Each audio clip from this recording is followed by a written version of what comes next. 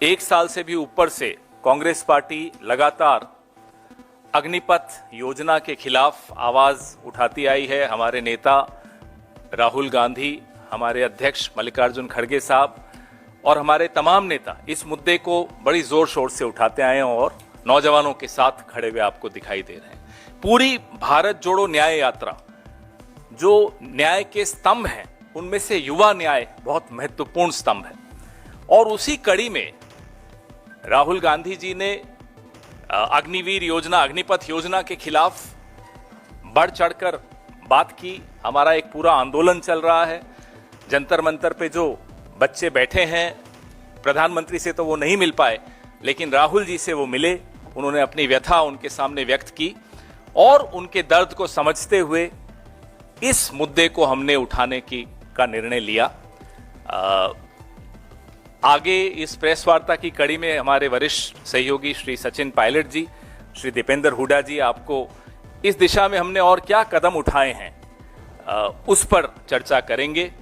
जवान और किसान दोनों जिस तरह से आज परेशान हैं, एक प्रधानमंत्री थे इस देश में, कांग्रेस के ही प्रधानमंत्री थे जो जय जवान जय किसान का नारा देते थे, और एक प्रधानमंत्री हैं जिन्होंने किसान का भी अपमान किया और जवान का भी अपमान किया।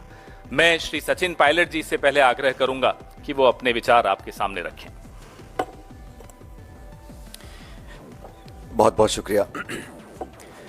साथियों, जैसा कि आप जानते हैं 14 जून 2022 को ये अग्निपथ योजना की घोषणा करी गई और जैसा कि 10 साल के सरकार के कार्यकाल में बिल्कुल स्पष्ट हो चुका है कि कोई संवाद, कोई चर्चा, कोई डिस्कशंस इसको लेकर किए नहीं गए और एक तरफा निर्णय लिया गया कि संपूर्ण जो भर्ती फौज की होगी, डिफेंस फोर्सेस की होगी, उसको अग्निपथ के माध्यम से किया जाएगा।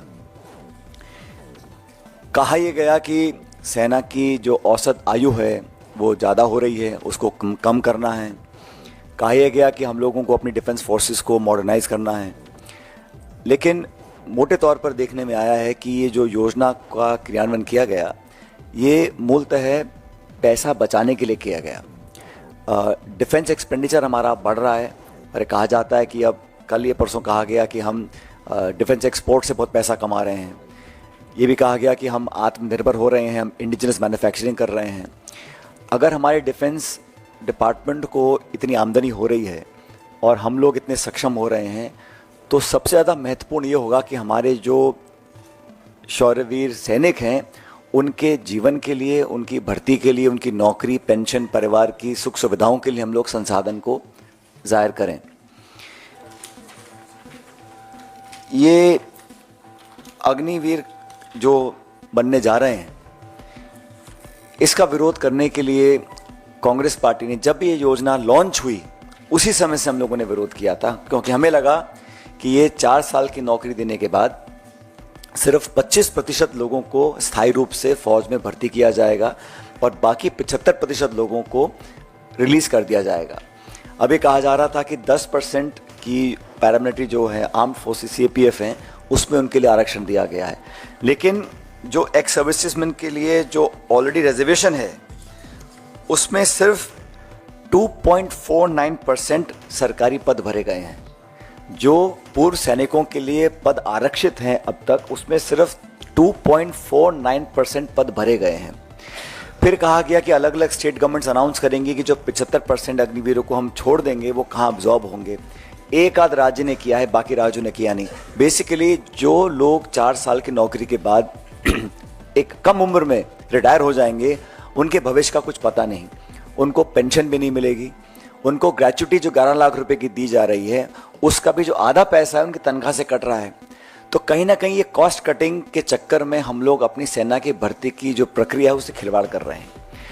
सबसे महत्वपूर्ण बात यह है, जिसके बारे में आपको दीपेंद्र जी बताएंगे, जो राज्य ऐसे हैं जहाँ सबसे ज़्यादा भर्तियाँ होती हैं, जहाँ लोग बहुत चाव से, शौक से और एक मातृभूमि की रक्षा करने की भावना से सालों तक प्रशिक्षण करते हैं, तैयारियां करते हैं और एक गांव में माहौल होता है कि हम फौज की भर्ती की तैयारी कर रहे हैं।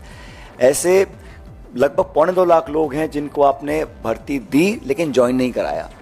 उन्होंने बहुत लंबे समय से वो धरना देने अपनी मांग को रख रहे हैं। हम लोग कहना चाहते हैं कि अगर ये भारत सरकार G20 पे 4,100 करोड़ रुपए खर्च कर सकती है, प्रधानमंत्री के हवाई जहाज के लिए 8,400 करोड़ खर्च कर सकती है, सेंट्रल विस्ता प्रोजेक्ट के लिए 20,000 करोड़ खर्च कर सकती है, और इस वर्ष सरकारी इश्तिहारों के लिए 6,500 करोड़ खर्च कर सकते हैं, तो मैं मानता हूं कि हम लोग सिर्फ पैसा बचाने के लिए अपनी भर्ती की पूरी प्रक्रिया से खिलवाड़ करें, ये भविष्य के लिए, हमारी आंतरिक सुरक्षा के लिए, हमारे भारत की इंटेग्रिटी सिक्योरिटी के लिए कहीं ना कहीं चैलेंज बन सकता है। तो हम तो आग्रह करेंगे कि लोगों को नौकरी दी जाए जिन्होंने सारी परीक्षाएं पास करी थी, लेकिन अग्निवीर के माध्यम से, अग्निपथ योजना के माध्यम से जो बहुत बड़ा खिलवाड़ हो रहा है, देखिए भारत की जो सेना है उसके शौर्य को, उसके पराक्रम को, उसकी मेहनत और जाबाजी जो हमारे सैनिकों के पास है उसका कोई सानी नहीं है। We are one of the finest fighting forces in the world. Our armies and our defence forces are second to none, but their valour, their strength and their dedication to the nation should be regarded and respected for future generations. And we all feel that by compromising on the process of recruitment of the armed forces, it may not argue well for our future and for the families of those people who have willingly dedicated their lives to the service of the nation.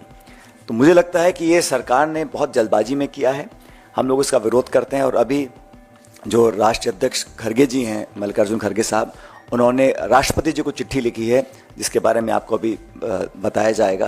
लेकिन हमें मानते हैं कि जो भर्ती की प्रक्रिया है उसको बहुत गैर जिम्मेदाराना तरीके से इस सरकार ने डील किया है, और खुद जो सेना के अध्यक्ष रह चुके हैं, बड़े बड़े पदों पर रह चुके हैं, उन कई लोगों ने इस पर अपनी आपत्ति जाहिर करी है। तो कांग्रेस पार्टी उन नौजवानों के साथ है जो भविष्य में सेना के अंदर अपना भविष्य देखते हैं, उन सब लोगों के साथ हैं जो हमारी वर्दी पहनकर सरहदों पर खड़े होकर देश की रक्षा करते हैं।